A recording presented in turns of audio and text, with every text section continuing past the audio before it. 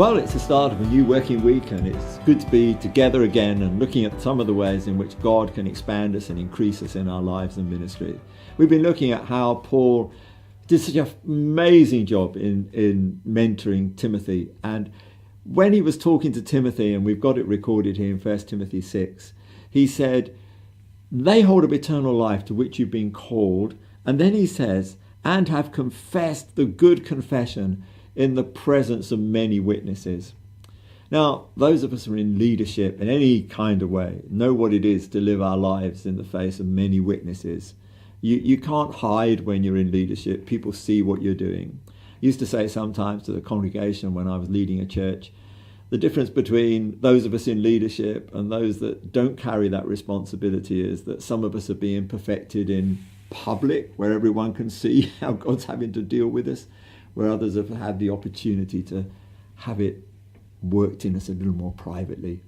So witnesses all around, and we need to have a good confession.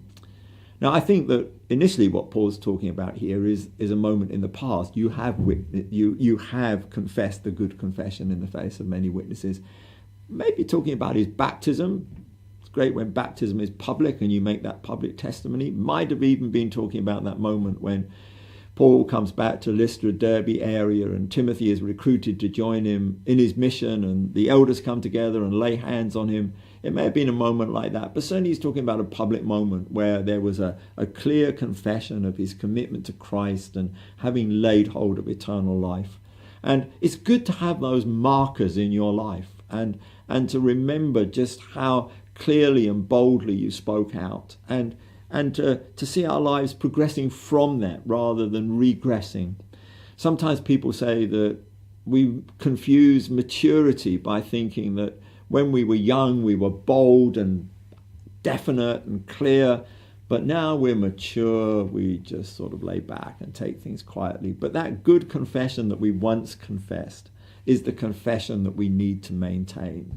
So this week, the question that we need to be asking ourselves is, how are we maintaining that good confession? Is it as strong and clear as it once was?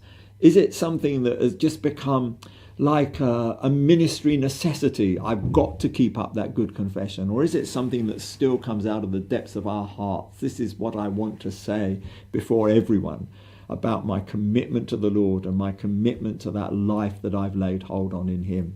Because people can tell the difference. They can tell when it's just a word out of our mouth or a confession from our heart.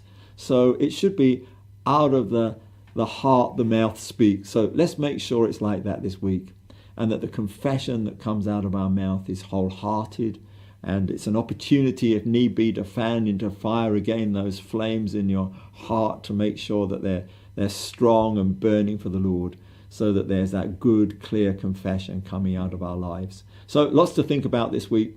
Big question, are we maintaining that good confession? Do stay updated and hit that subscribe button if you want to. But I want you to have a really great week and to see the next 7 days be really effective for the King and his kingdom. God bless you.